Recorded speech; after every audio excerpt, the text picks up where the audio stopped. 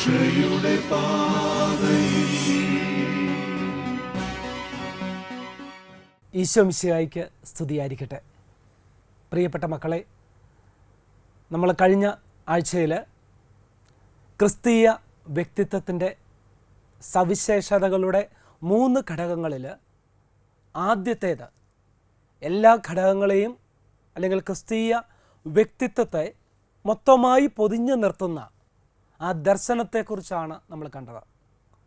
ദർശനമെന്ന് പറഞ്ഞാൽ ഒന്നിനെ ഒന്നാക്കി, ഉദാഹരണത്തിന് ഒരു ആപ്പിള്, അതിനെ ആപ്പിളാക്കി നിർത്തുന്നതെന്തോ അതിൻ്റെ ഉള്ളിലുണ്ട്.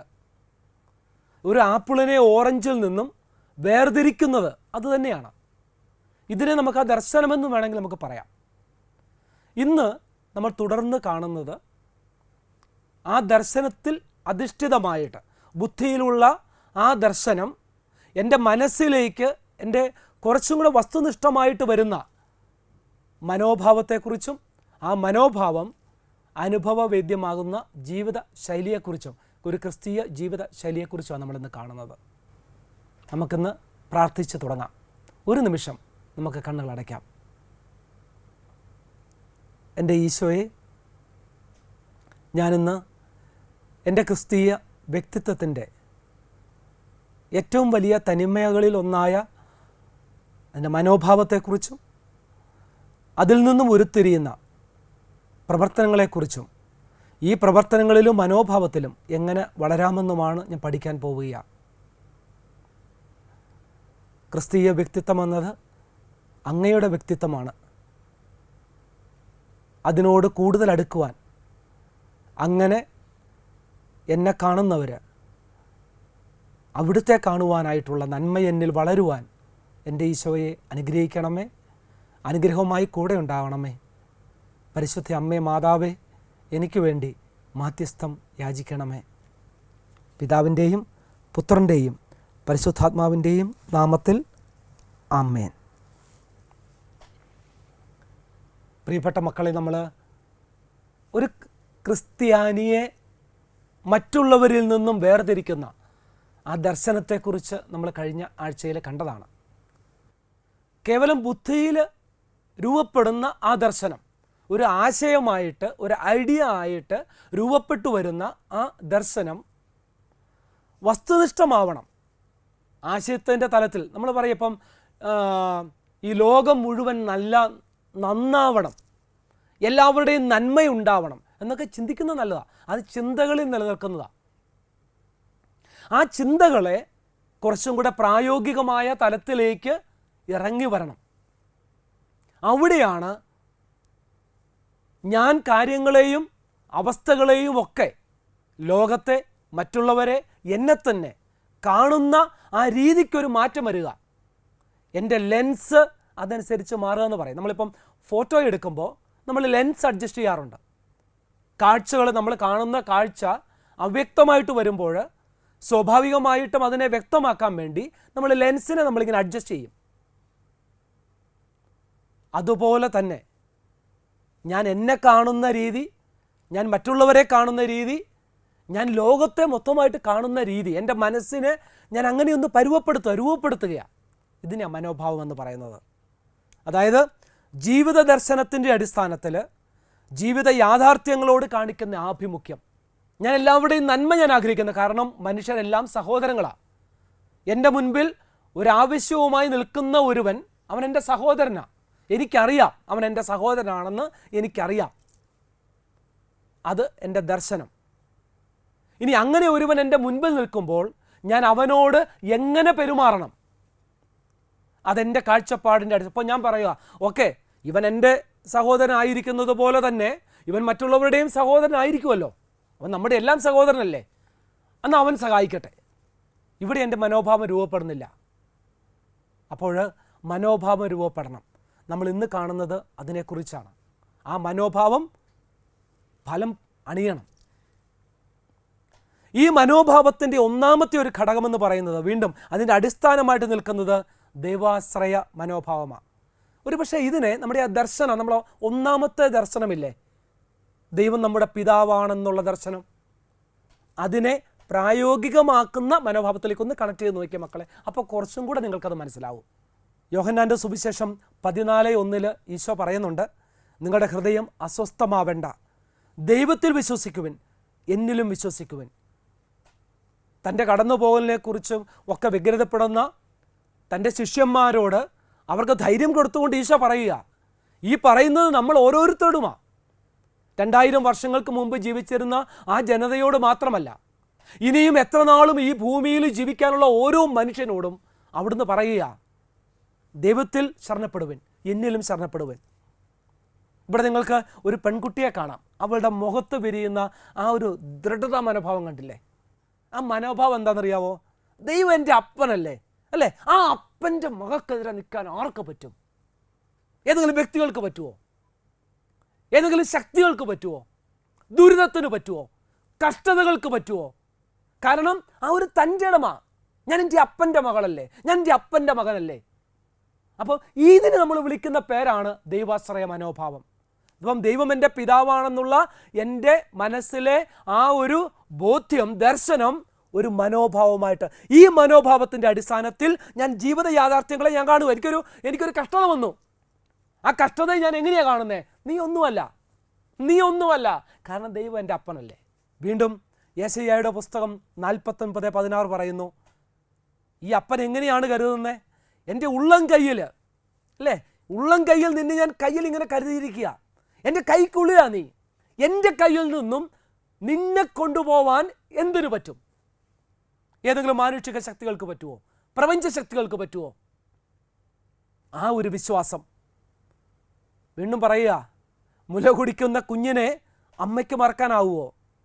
ഞാനിത് പറയുമ്പോൾ ഒരുപക്ഷെ മക്കളെ, ചിലരൊക്കെ ചിലപ്പോൾ ഈ ദിവസങ്ങളിലൊക്കെ നിങ്ങൾ കേട്ടുകൊണ്ടിരിക്കുന്ന വാർത്തകളിൽ അമ്മ കുഞ്ഞുങ്ങളെ വലിച്ചെറിയുന്നതിനെക്കുറിച്ചൊക്കെ കേൾക്കുന്നുണ്ട്. ഒരിക്കലും ജീവിതത്തിൽ നമ്മൾ നടക്കാൻ വളരെ സാധ്യത കുറവുള്ള കാര്യമാണ്.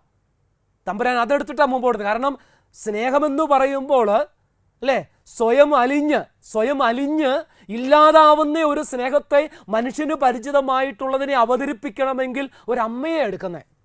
എന്തുകൊണ്ടാണെന്ന് പറയാവോ? നമ്മളിങ്ങനെ മനുഷ്യരെക്കുറിച്ച് ഇങ്ങനെ പറയാറുണ്ട്, അമ്മയെ 9 മാസം തിന്ന് ജീവിച്ചവരാ അങ്ങനെ അല്ലാതെ ജനിച്ചു വീഴുന്ന ഒരു മനുഷ്യനും ഇല്ലെന്നാണ് പറയുന്നത്. അമ്മയെ തിന്ന്, അമ്മ സ്വയം തരിക. നമുക്ക് വേണ്ടി 9 മാസം ഭക്ഷിച്ചത് അമ്മയാ, പാനം ചെയ്തത് അമ്മയാ, ചിന്തിച്ചത് ഇതെല്ലാം അമ്മയാ. അങ്ങനെ സ്വന്തം ഉദരത്തിൽ കോട്ട കെട്ടി സംരക്ഷിക്കുന്ന ഒരമ്മയ്ക്ക് തൻ്റെ കുഞ്ഞിനെ മറക്കാൻ പറ്റില്ല. പക്ഷേ കാലമില്ലാത്ത കാലം എന്ന് വേണേൽ പറയാം, അല്ലേ? കഷ്ടകാലത്തിന് ഒരമ്മ കുഞ്ഞിനെ മറന്നാൽ പോലും മകനെ, മകളെ, നിന്നെ ഞാൻ മറക്കില്ല എന്ന് പറഞ്ഞ് ഉറപ്പ് നൽകുന്ന തമ്പുരാൻ. യെശയ്യായുടെ പുസ്തകം 49:15 ഞാൻ നിന്നെ മറക്കില്ല. ഈ ഒരു ആത്മവിശ്വാസമാണ് എൻ്റെ മനോഭാവത്തിൻ്റെ അടിസ്ഥാനമെന്ന് പറയുന്നത്. വീണ്ടും പറയുന്നു, മർക്കോസിൻ്റെ സുവിശേഷം 9:23 പറയുക, ഈശോയോട് കഴിയുമെങ്കിൽ സുഖപ്പെടുത്തുക എന്ന് പറയുന്ന ഒരു സംഭവം അവിടെ വരുന്നത്. കഴിയുമെങ്കിൽ.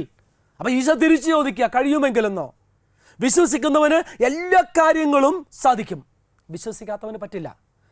തമ്പുരാൻ്റെ അശക്തി അല്ലത്, ശക്തിയില്ലായ്മയല്ലത്, മറിച്ച് വിശ്വാസത്തോടു കൂടി ഞാൻ ആവശ്യപ്പെടുമ്പോൾ അതവിടെ സംഭവിച്ചിരിക്കും. ഇത് ഇങ്ങനെ അറിവിൻ്റെ അപ്പുറത്തേക്ക് എൻ്റെ പിതാവ് ഒരു യാഥാർത്ഥ്യമായിട്ട് വരിക, ദൈവപിതാവ്. അങ്ങനെയാണ് ഫ്രാൻസിസ് അസീസി പറയുന്നത്, എൻ്റെ ദൈവമേ, എൻ്റെ സർവസ്വമേന്ന് വിളിക്കുന്ന ഒരവസ്ഥ. ഫ്രാൻസിസ് അസീസിയെ പോലെ എൻ്റെ എല്ലാം. ഒന്നാമത്തെ മനോഭാവം ഇതാ ഒരു ക്രിസ്ത്യാനിയെ മറ്റുള്ളവരിൽ നിന്ന് വേർതിരിക്കുന്നത്. അല്ലാതെ ഇന്നാ പോയി കൊന്നു കളഞ്ഞോ എന്നും പറഞ്ഞ് ആയുധം തന്നുവിടുന്ന ഒരു ദൈവമല്ല നമ്മുടെ ദൈവം.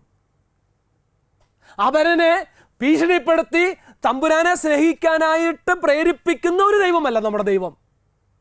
സ്നേഹിക്കാൻ പഠിപ്പിക്കുന്ന ദൈവമാണ്. അതാ നമ്മുടെ ദൈവം. ആ ദൈവത്തിൻ്റെ വ്യത്യസ്തത എന്താണെന്ന് ഞാൻ തിരിച്ചറിയുക. ഒരപ്പന്, ആ അപ്പനെയാ സ്വർഗസ്ഥനായ പിതാവേ എന്ന് വിളിക്കാൻ ഈശോ പഠിപ്പിച്ചത്. അവിടെ നിന്ന് അങ്ങനെയെങ്കിൽ അതിന് രണ്ടാമത്തെ മാനം വിശ്വസഹോദര്യ മനോഭാവം. നീ എൻ്റെ സഹോദരനാ, നീ എൻ്റെ സഹോദരിയാ. കാരണം നമ്മൾ ഒരേ പിതാവിൻ്റെ മക്കളല്ലേ. സത്യമായി ഞാൻ നിങ്ങളോട് പറയുന്നു, മത്തായി 25:40, എൻ്റെ ഏറ്റവും എളിയ സഹോദരിൽ ഒരുവന് നിങ്ങൾ ഇത് ചെയ്തു കൊടുത്തപ്പോൾ എനിക്ക് തന്നെയാണ് ചെയ്തത്. ആ ഒരു മനോഭാവം, അതായത് തമ്പുരാനെ ഓരോ സഹോദരന്മാരിലും അവരിൽ കാണുന്ന ഒരു മനോഭാവം. അങ്ങനെ അവരുടെ ആവശ്യങ്ങളായിട്ട് ആ ആവശ്യങ്ങൾ എൻ്റെ ആവശ്യമാകുന്നു. അവരുടെ ഭക്ഷണമായും മരുന്നായും കരുതലിൻ്റെ കരങ്ങളായിട്ടും മാറുന്ന ഒരനുഭവം ആ വിശ്വസാഹോദര്യ മനോഭാവത്തിലേക്ക് വരുന്നു. അവിടെ കീഴടക്കപ്പെടേണ്ടവനല്ല എൻ്റെ സഹോദരൻ. ആ ഒരു മനോഭാവം, വിശ്വസാഹോദര്യ മനോഭാവം നന്മയായിട്ട് രൂപം പ്രാപിക്കുക. തിന്മ നിങ്ങളെ കീഴടക്കാതിരിക്കട്ടെ, തിന്മയെ നന്മ കൊണ്ട് കീഴടക്കുക. റോമ 12:21 വിശുദ്ധ പൗലോസ്ലീഹ പറയുക, എന്തിലും നന്മ കാണാനായിട്ട്. അപ്പം അടുത്ത ചോദ്യം, ഈ നന്മ എന്നതാ? ഒരു സംശയം വേണ്ട. നമ്മൾ ഓരോ ദിവസം വൈകുന്നേരം ഈ ജപമാലയ്ക്ക് നമ്മൾ പ്രാർത്ഥിക്കാറില്ലേ, നന്മ നിറഞ്ഞ മറിയമേ സ്വസ്തി, കർത്താവ് നിന്നോടുകൂടെ. അപ്പം നന്മ ആരാ? കർത്താവാ. നന്മ നിറഞ്ഞു കഴിയുമ്പോൾ ആരായിട്ടാ വരുന്നത്? ഈശോയായിട്ട് പ്രസവിക്കപ്പെടുകയാ, ഉരുത്തിരിയുക. നന്മയുടെ മനോഭാവം, നന്മ ഈശോയായിട്ട് മാറുക. അതിൽ നിന്നും ഞാൻ എൻ്റെ ഒരു ശുഭാപ്തി വിശ്വാസത്തിലേക്ക് ഒന്നിനും എന്നെ തകർക്കാൻ പറ്റില്ല, ഒരു കുരിശിനും എന്നെ തകർക്കാൻ പറ്റില്ല. ദൈവം നമ്മുടെ പക്ഷത്തെങ്കിൽ ആര് നമുക്ക് എതിർ നിൽക്കുമെന്നുള്ള ഒരു ശുഭാപ്തി വിശ്വാസത്തിലേക്ക് നമ്മൾ വരുന്ന ഒരവസ്ഥ. ഈ മനോഭാവങ്ങൾ നാലും ഒരു ജീവിത ശൈലിയായിട്ട് രൂപം പ്രാപിക്കണം പ്രിയപ്പെട്ട മക്കളെ. ഇത് ജീവിതത്തിലെ കോൺക്രീറ്റ് ആയിട്ട് ഞാൻ എങ്ങനെ പ്രവർത്തിക്കുന്നു.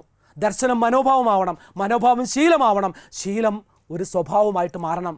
അതിൽ ഒന്നാമത്തേത് ദൈവസ്നേഹത്തിൻ്റെ ഒരു ജീവിത ശൈലിയാണ്. ക്രിസ്ത്യ ജീവിതത്തിന് അടിസ്ഥാനമാണ്. ദൈവാരാധനയിൽ, ദൈവവചന പ്രഘോഷണത്തിൽ, പ്രാർത്ഥനയിൽ, ജീവകാരുണ്യ പ്രവർത്തനങ്ങൾ അത് തമ്പുരാന് വേണ്ടിയല്ല, എനിക്ക് വേണ്ടിയാ. എനിക്ക് ആ ദൈവിക വ്യക്തിത്വത്തിലേക്ക് വളരാൻ വേണ്ടിയാ. അല്ലാതെ തമ്പുരാൻ ഞാൻ പോയി പരിശുദ്ധ കുർബാനയിൽ പങ്കെടുത്തുകൊണ്ട് തമ്പുരാൻ എന്തെങ്കിലും കിട്ടുക ഒന്നുമല്ല, എനിക്ക് വേണ്ടിയാ. ആ ബോധ്യം ഉണ്ടാവണം. നീ നിന്റെ ദൈവമായ കർത്താവിനെ പൂർണ്ണ ഹൃദയത്തോടും പൂർണ്ണ ആത്മാവോടും പൂർണ്ണ മനസ്സോടും പൂർണ്ണ ശക്തിയോടും കൂടെ സ്നേഹിക്കുക. മർക്കോസ് 12:30. ദൈവസ്നേഹത്തിൻ്റെ ജീവിതശൈലി, പരസ്നേഹത്തിൻ്റെ ജീവിതശൈലി ക്രിസ്ത്യ ജീവിതത്തിൻ്റെ അടയാളമാണ്. നിന്നെപ്പോലെ നിൻ്റെ അയൽക്കാരനെയും സ്നേഹിക്കുക, അങ്ങനെ പരസ്പരം സ്നേഹിക്കുക. ഈശോ പറയുന്നു, ഞാൻ നിങ്ങളെ സ്നേഹിച്ചതുപോലെ, അതാ മാനദണ്ഡം, കുരിശോളം സ്നേഹിച്ചതുപോലെ. ഇനി എനിക്ക് സ്നേഹം തരുന്നതിന് മാത്രമല്ല, ശത്രുവിനെയും ഞാൻ സ്നേഹിക്കണം. ഇത് ക്രൈസ്തവ വിശ്വാസത്തിന് മാത്രമുള്ള ഒരു തനിമയാണ് മക്കളെ. ഈ തനിമ കാണാതെയാ നമ്മുടെ ഒത്തിരി മക്കൾ ഇത് ഇട്ടേച്ചു പോകുന്നത്. പൂർണ്ണത നേടി പോവുക, സമാധാനം നേടി പോവുക. ഇതാണ് അതിൻ്റെ പൂർണ്ണത എന്ന് പറയുന്നത്. ശത്രുവിനെ പോലും സ്നേഹിക്കുന്ന ഈശോയുടെ തനതായ പ്രബോധന ലോകത്തിലെ ഒരു മതനേതാവും കൊടുക്കാത്ത, ഒരു മതസ്ഥാപകനും കൊടുക്കാത്ത, ഒരു ദൈവ രൂപവും കൊടുക്കാത്ത ഒരു അടയാളമാണിത്, ശത്രു സ്നേഹം. എന്ന് ഞാൻ നിങ്ങളോട് പറയുന്നത്, ശത്രുക്കളെ സ്നേഹിക്കുവൻ, നിങ്ങളെ പീഡിപ്പിക്കുന്നവർക്ക് വേണ്ടി പ്രാർത്ഥിക്കുവൻ, അങ്ങനെ നിങ്ങൾ നിങ്ങളുടെ സ്വർഗസ്വനായ പിതാവിൻ്റെ മക്കളായി തീരും. മത്തായി 5:44-45 പറയുന്നു. അത് ഒരു സഹായ സന്നദ്ധതയായിട്ട്, ഇത് ക്രിസ്തീയ വ്യക്തിത്വത്തിൻ്റെ ഏറ്റവും വലിയ സവിശേഷത. എന്തിനും സഹായിക്കാനുള്ള സന്നദ്ധതയായിട്ട്, ആരെയും ഒഴിവാകാത്ത, എല്ലാവരെയും ചേർത്ത് നിൽക്കുന്ന. കാരണം അവിടെ ന്യായാധിപൻ പറയുന്ന പോലെ, എൻ്റെ ഏറ്റവും എളിയ ഈ സഹോദരിൽ ഒരുവന് നിങ്ങളിത് ചെയ്തു കൊടുത്തപ്പോൾ എനിക്ക് തന്നെ ആണ് ചെയ്തത്. അത് കർത്താവീശോ അവിടെ ഇരുന്നുകൊണ്ട് അവസാനം നമ്മളോട് പറയാൻ പറ്റണം. ആ ഒരു സ്ഥിതിയിലേക്ക് നമ്മുടെ വ്യക്തിത്വം വളരുന്ന ഒരു ജീവിതശൈലി രൂപപ്പെടുത്തിയെടുക്കണം. അങ്ങനെ വരുമ്പോൾ നമുക്ക് പറയാൻ പറ്റും, ഇനി മുതൽ ഞാനല്ല ജീവിക്കുന്നത്, എന്നിൽ ക്രിസ്തുവാണ് ജീവിക്കുന്നത്. ആ യാത്രയിലേക്ക് നമുക്ക് കൂടുതൽ തീഷ്ണതയോടുകൂടി, കൂടുതൽ നമുക്ക് ഉറപ്പോടുകൂടി നമുക്ക് മുമ്പോട്ട് പോകാൻ പ്രിയപ്പെട്ട മക്കളെ. അതിനുള്ള സഹായത്തിനായിട്ട് ഈശോയോട് നമുക്ക് പ്രാർത്ഥിക്കാം ഒരു നിമിഷം.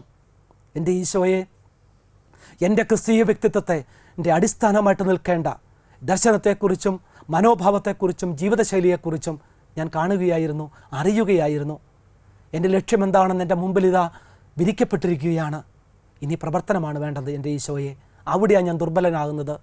എൻ്റെ ദൗർബല്യങ്ങളിൽ, എൻ്റെ വീഴ്ചകളിൽ അങ്ങ് ശക്തിയായിട്ട് കൂടെ ഉണ്ടാവണമേ, കൈത്താങ്ങായിട്ട് കൂടെ ഉണ്ടാവണമേ എൻ്റെ ഈശോയെ. എൻ്റെ യാത്രയെ ഞാൻ അങ്ങയുടെ കരങ്ങളിലേക്ക് ഞാൻ സമർപ്പിക്കുകയാണ്. ജീവിതത്തിലേക്ക് ഞാൻ ഇറങ്ങുമ്പോൾ കരുതലായിട്ട്, കാവലാളായിട്ട് എൻ്റെ കൂടെ ഉണ്ടാവണമേ. പരിശുദ്ധ അമ്മേ, മാതാവേ, എൻ്റെ കൂടെ ഉണ്ടാവണമേ. കൂടെ ഉണ്ടെന്ന് എനിക്കറിയാം. അവിടുത്തെ തിരുക്കുമാരൻ്റെ അവസാന യാത്രയിൽ നിശബ്ദ സാന്നിധ്യമായിട്ട് അമ്മയുണ്ടായിരുന്നത് പോലെ, നിശബ്ദ സാന്നിധ്യമാ അല്ല, പൂർണ്ണ സാന്നിധ്യമായിട്ട് തന്നെ എൻ്റെ കൂടെ ഉണ്ടാവണമേ അമ്മേ. എനിക്ക് വേണ്ടി പ്രാർത്ഥിക്കണമേ. പിതാവിൻ്റെയും പുത്രൻ്റെയും പരിശുദ്ധാത്മാവിൻ്റെയും നാമത്തിൽ ആമേൻ.